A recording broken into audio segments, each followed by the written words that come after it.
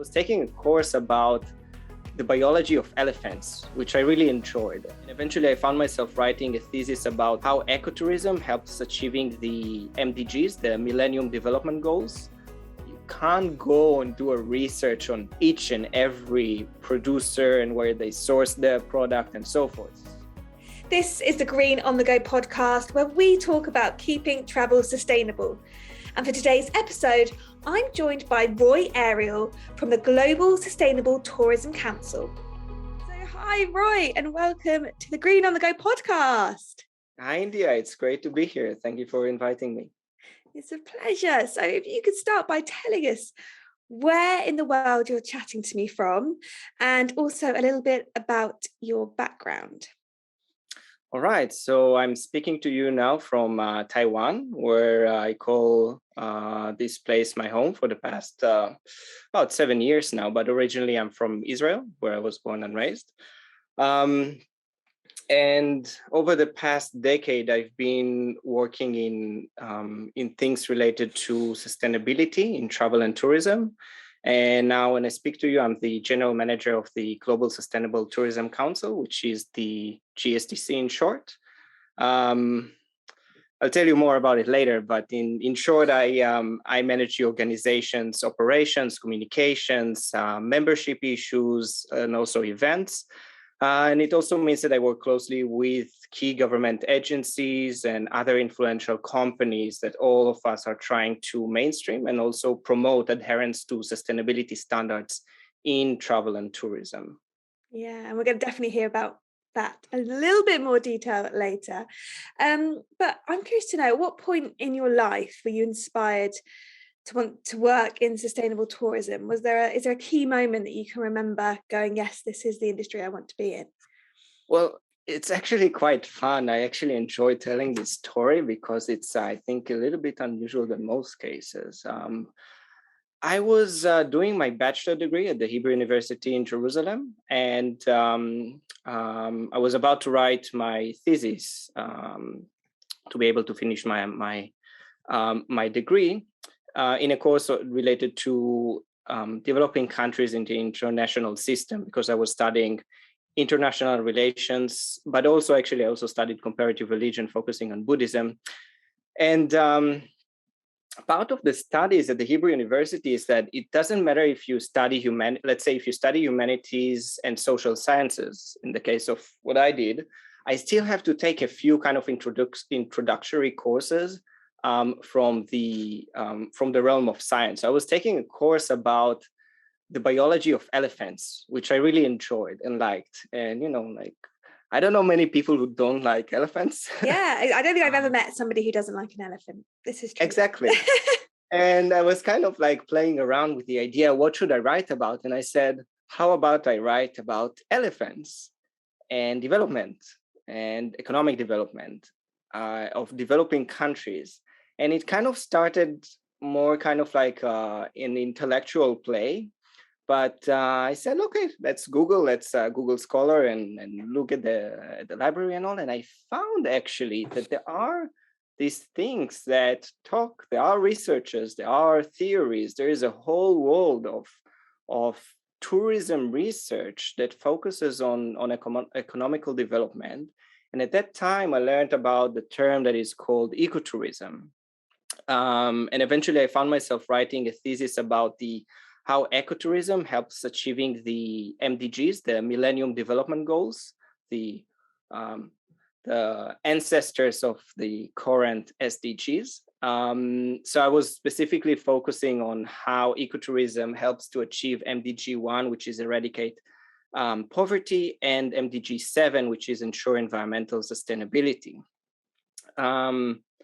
Now, at that year, thankfully, I had a good opportunity where Professor Jeffrey Sachs, who is one of the key person to develop the MDGs back in the early 2000s, he came to give a lecture at the Hebrew University. And of course, I went there because I was studying and I was researching and writing about some of the things that he's been involved in. And after that, I actually had a chance to sit down with him and talk about my thesis. And he was very excited to see and how it's possible to relate certain issues of ecotourism when we speak about the MDGs. So that's kind of what started me and brought me into the world of sustainability and tourism. And then later on, it's just a mix between research and, of course, work on the ground with different organizations, both non-for-profit and also for-profit organizations that through the years eventually paved the way to where I am now. Yeah, which is in Taiwan. So how many years have you been in Taiwan for? I came here about 7 years ago. And was that for a job? Was that for work? I came here to do my master's degree. So after Okay. spending some time in different projects and in different work-related issues, again, sustainability and tourism, mostly back then I was focusing on ecotourism, but I decided to pursue a master degree in applied economics, and I found a pretty good program here. That also allowed me to do research on community-based tourism here in Taiwan. So that was quite a good opportunity. Yeah, absolutely. Okay, so let's go back to the Global Sustainable Tourism Council. So you've given us a little bit of a brief about what you do and about the organisation. And from my understanding, the Global Standards of Sustainable Tourism Certification Scheme is kind of one of the biggest parts of the organisation that you work for. So could you sort of give us some clarity on this? What does the certification scheme mean? What does it do? How does it help destinations? How does it help tourists? Yeah, dive into loads of detail. So the organization is called the Global Sustainable Tourism Council, and we call the criteria that was developed a while ago. I'll tell you soon more about it, but we call it the GSTC criteria in short. That's the core of the organization, of what we're doing. The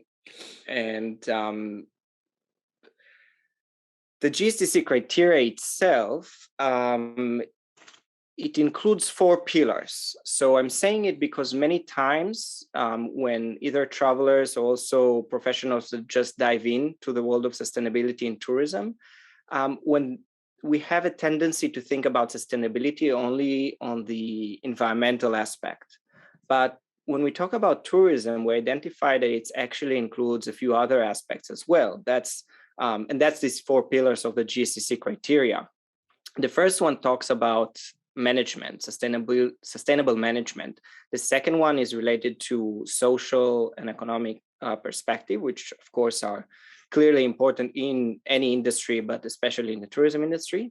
The third is cultural aspect that might be less relevant in other types of businesses, but in tourism, we must have focus and attention to cultural aspects. And the fourth would be the environmental issues. So now it's quite, let's say if we would have this interview 5 years ago, we maybe would speak about CSR, corporate social responsibility. But in 2021 and the past 2 years, people more and more speak about ESG, that stands for environmental, social, and governance.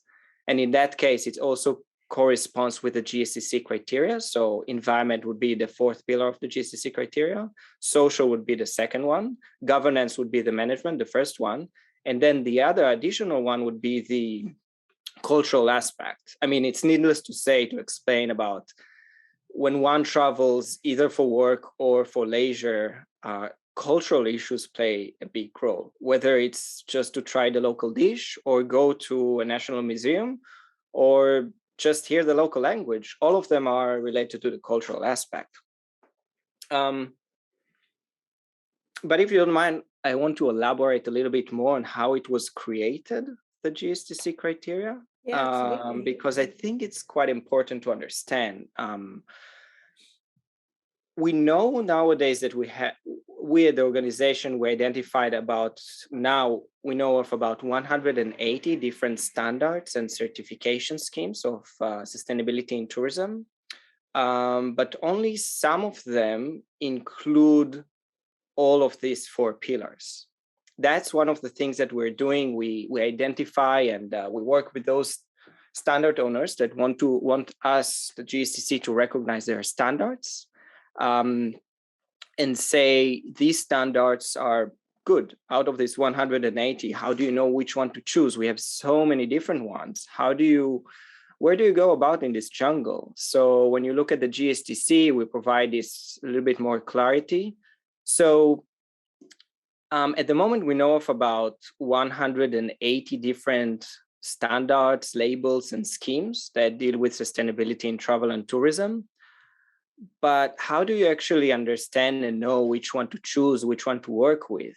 And it's quite difficult because some are good, some are less. Some are popular, used by hundreds and thousands and tens of thousands of stakeholders, and some were created by someone or an organization that are not being used at all.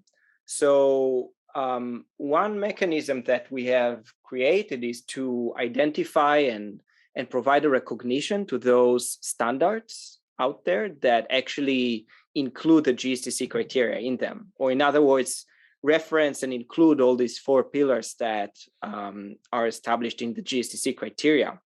We call those standards GSTC recognized standards. And we have a few tens of them. It's changes, and we have more and more always gaining recognition on that. But that's kind of helps to both consumers and especially for the industry to navigate a little bit better. So if you see a standard, and one thing you want to check is that if it is recognized by GSTC. If it is, it means that it includes these 4 pillars that are considered the baseline, the standards of sustainability in travel and tourism. Now, another level of assurance that we work with let's say certification schemes is what is called accreditation. So we're actually looking into not only the standards themselves, because until now I was talking about a standard. So let's say it's a great standard, it's recognized by GSTC, it includes all these 4 pillars that are important for sustainability in travel and tourism. But how is it being used? Maybe that standard is not being used at all. We have a few recognized standards that are just used as guidelines, but they are not used for certification process. And sometimes, I mean, it's quite important to remember that standards, the first thing that they are used for, that's for guidance. How do you know what to do? You're in accommodation and you say, okay, I want to become more sustainable. What do? You can go to a standard and see what it means to be a sustainable hotel or sustainable tour operator, and kind of work your way through, understand what you're doing now well, understand what you think would be easy first steps and where you want to be in the future. But some standards are being used for certification to actually verify the claims. And those standard owners that want to actually verify that they do it properly, they go through another assurance level, which would be accreditation. In short, you can call it certifying the certifiers.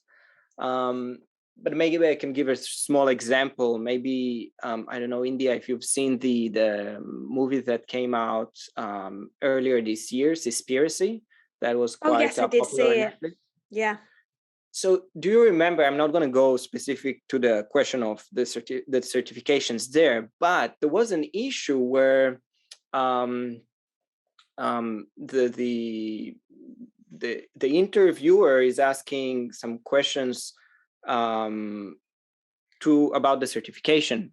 Mm-hmm. And the feeling is that it's not necessarily as robust as one would expect.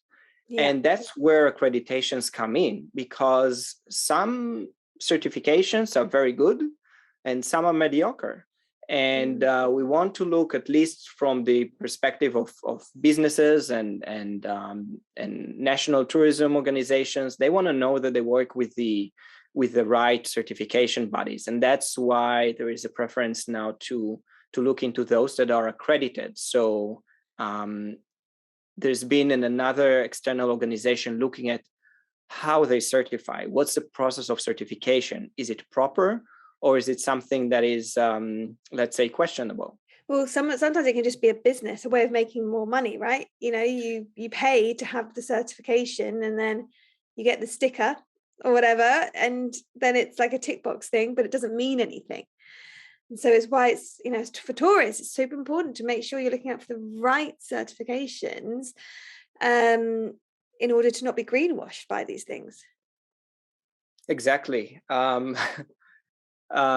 and it's difficult. As I said, we know of almost 200 of them. So for consumers, it's confusing, but we at GCC, we work with quite a lot of organizations to try to mainstream, or at least have one voice, together with all these certification bodies and standard owners that we recognize, standards that we recognize, and certifications bodies that we accredit. Yeah, absolutely. I mean, there's so much detail that goes into it. It's amazing. So how important is it for tourists then to look out for, these sort of certifications when they're traveling? Sort of what difference will it make to their trip? Well, I'll start by saying that it's really up to them. I mean, let's say one decides it's a consuming, or it's a consumer's preference. One might say that they only buy organic, or one really wants to make sure that one has a vegan diet or kosher or halal diet. So they look at these certifications to verify claims of food products or services. We used them. I mean, one option would be, let's say you want to buy organic food, is that you go to your friend or the local farmer that that they grow the food in an organic way, and you don't care about any certification or something. You just you bring your own bag from home, and you put the lettuce, or you bring the apple or the fruits or whatever in your bag, and you go, and you have this trust in that person. But what happens if you go to a supermarket or a big market, or in a place you don't know? What happens then? You can't go and do a research on each and every producer and where they source their product and so forth. So at that point, we rely on these labels and certifications to say, okay, this fruit is organic, was grown in an organic production. This thing is this olive oil is kosher and halal, so I can use it for whatever. So it's really up to a traveler if they care about it. I think, well, I mean, the people that probably listen to our interview do care a little bit more than someone else, perhaps, and they want to look for the right one. So you can look and see if an accommodation or a tour operator or service provider is certified, but it's not necessarily means that all those that are not certified are not sustainable. Mm-hmm. Many times, many accommodations or tour operators or businesses are doing a lot of great things, but they don't speak about it, or they don't seek certification. We sometimes call it green hushing. So it's the opposite of greenwashing. They're actually doing the green things, but they don't speak about it, or they don't pursue a certification that verifies their claims. But maybe I'll give you a few funny anecdotes of why it's important to actually look at what that certification, I mean, one can make claims, and how do you know if it's an accurate claim?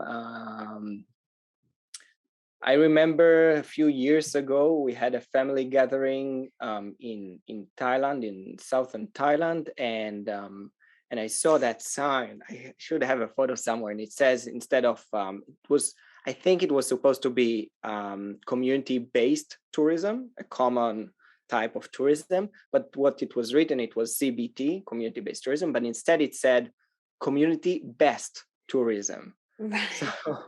So I wasn't quite sure if it was the language issue, or they actually wanted to say that it's the best community tourism thing.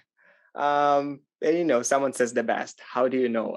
You can't say Yeah. it's the best. Have you Yeah. actually sampled all the Every other? single one. Exactly. It's like in that movie Elf, and he's like, this is the best coffee in the whole world. And it's like, he doesn't know. He just says that he's just reading a sign that says this is the best coffee in the world. He doesn't know. So Exactly. yeah, exactly. Anyone can make it up. Now let's take it even farther. I've seen a few months ago, it was this year. I cannot not laugh when when I tell this story. I saw an accommodation. I will not name in which country it was, and what's the name, but I saw an accommodation, a hotel, that wanted to say that they are sustainable. So they had that label that says kind of like this nice, it was round and it was like a little bit tilted and it had green color in it, Yeah. and it Yeah. says sustainable hotel, something like that. And I'm not familiar with this standard. I'm not familiar with this label. Let's go to the website and see what they say about it. And what they said is that they are a sustainable hotel, and therefore they created their own logo. It's kind of, Oh, no I make my way. own, like So they created a certification for themselves. it's not even a certification. They No, just created a a logo logo. thing. Yeah. Right. Okay. Oh wow. I mean, this is why we have to be so careful as consumers about, what you're buying into, because you just literally, you have no idea. But on the flip side, are there any destinations that you can think of that are shining examples of what you would look for with the certification?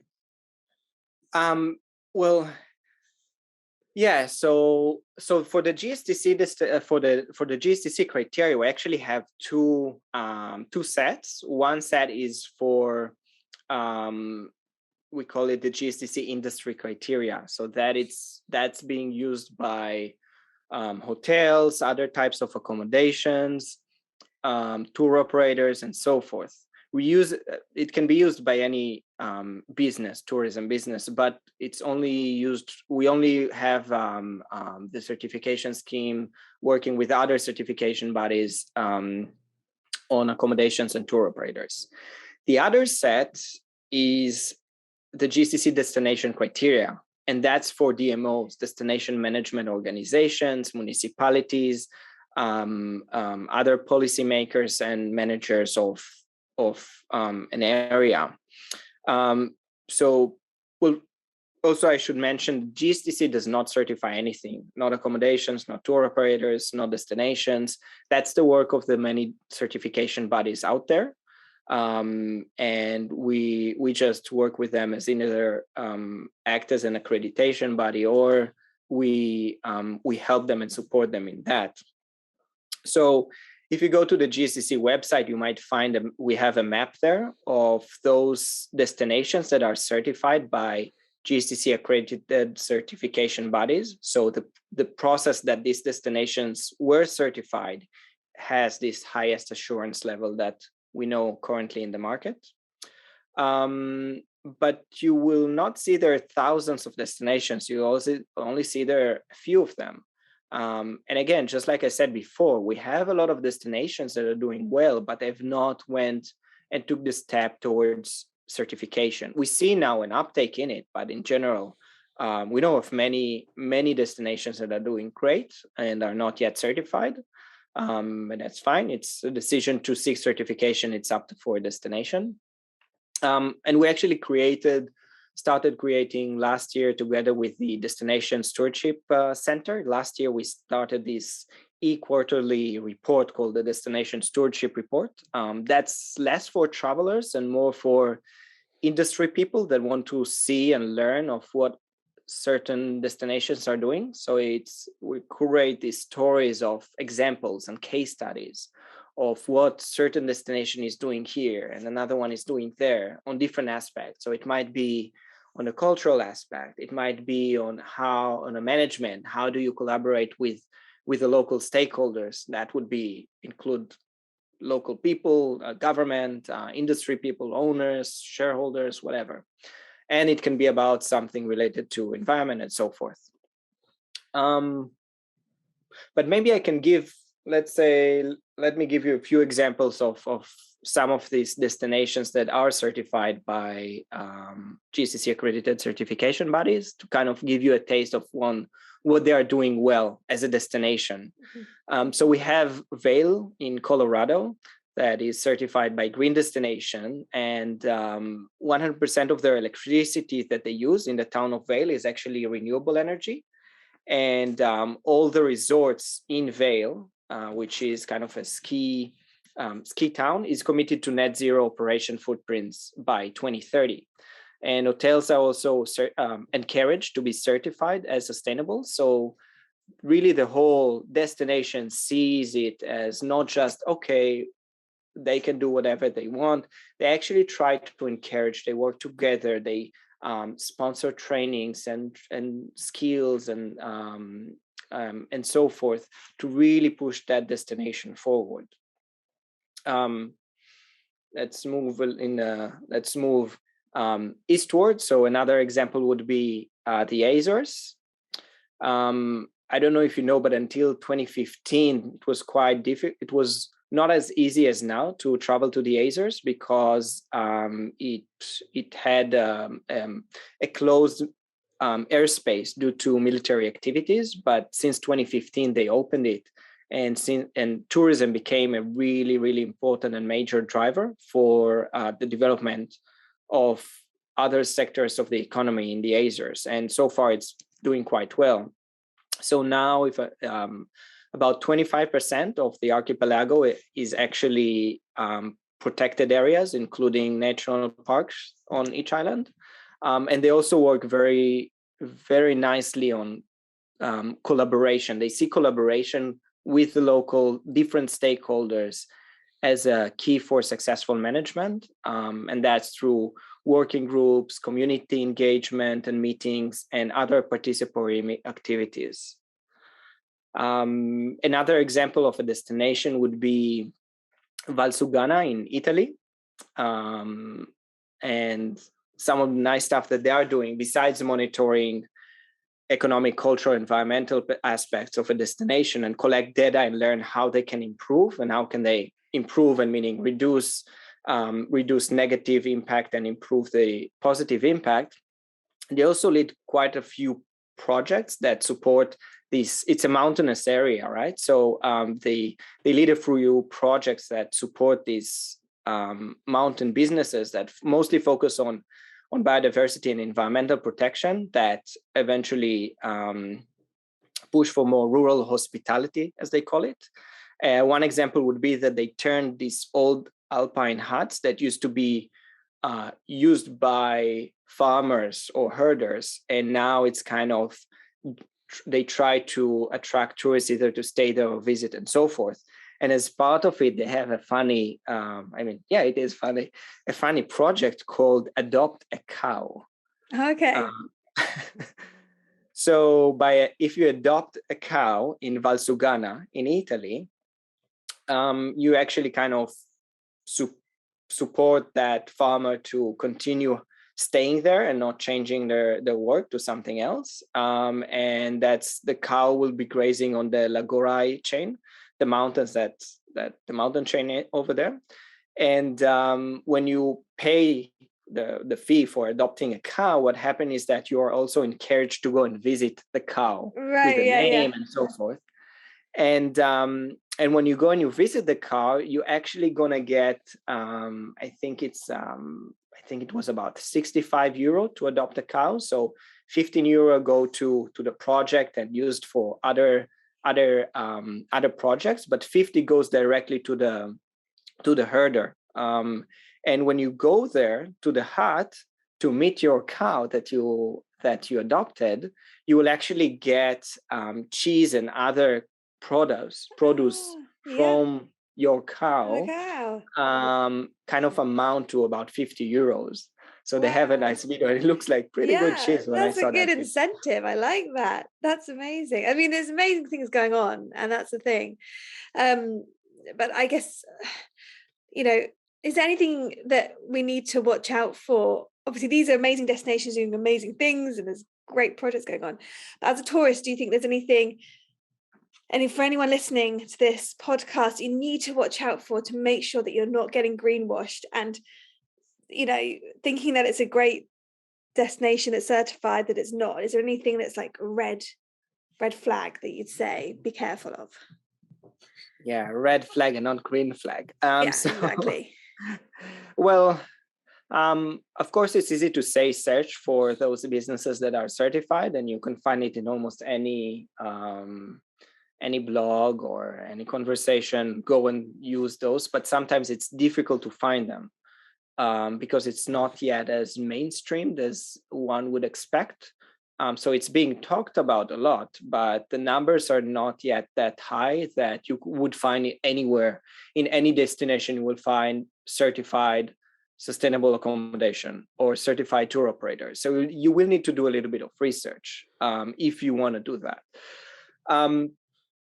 So let's say if you book your own accommodation, you can use platforms that highlight certified sustainable accommodations, such as ecohotels.com or booking.com is also doing it. And there are a few other platforms as well. Same goes with tours and activities platform like Get Your Guide, where you can find certain activities that they have their own badge. So they promote those that have some credentials of sustainability. But let's say you book your trip, your next leisure trip, you book it from an agent. Let's say it can be a large one like TUI or EasyJet holidays or Jet2 holidays. Or if it's a small agent that you have in your neighborhood or your mother's friend or whoever, you can just ask them to that's your preference. Just like you would say, I'm vegetarian. Can you make sure that the accommodation that we'll stay at will have vegetarian options for breakfast? You can say, I'm a sustainability person. I care about sustainability.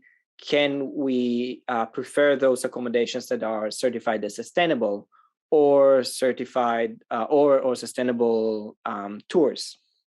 Now, it actually plays this request from other agents and so forth has double role there. One is you will actually get better tour according to your preferences. But the second thing is that what if that local agent haven't heard much from other customers about it before, and then they hear, oh, that person is now interested in this issue. Okay. And then another person comes to them, another customer asks the same question. It's like, all right, I have customers that are interested in that, so I will try to look for it. And this is kind of how we as travelers or consumers, not from the industry, but as consumers and travelers and tourists, we can have an effect. You can ask anyone about that. If you go to a business, you can ask them. It has a ripple effect then, doesn't it? It makes obviously the consumer wants it, and so industry has to supply it more. Exactly. And sometimes, let's say accommodations, they want to do the right thing, and they want to do also what the customers want. So sometimes if they don't see that the customers actually expect it, then perhaps they would not be inclined to pursue these practices of sustainability. So I think totally. I would say so. Yeah, that's really, really, really great advice. Thank you. I mean, I could keep chatting to you about all of this stuff for so much longer, but we're running out of time. So if anybody wanted to find out a bit more about your work and what you do, where's the best place to do that? Probably about the work of GSTC would be go to the website, gstcouncil.org, or you can also just type gstc.org. The GCC criteria is we are the guardians of the criteria, but it's out there. It belongs to everyone.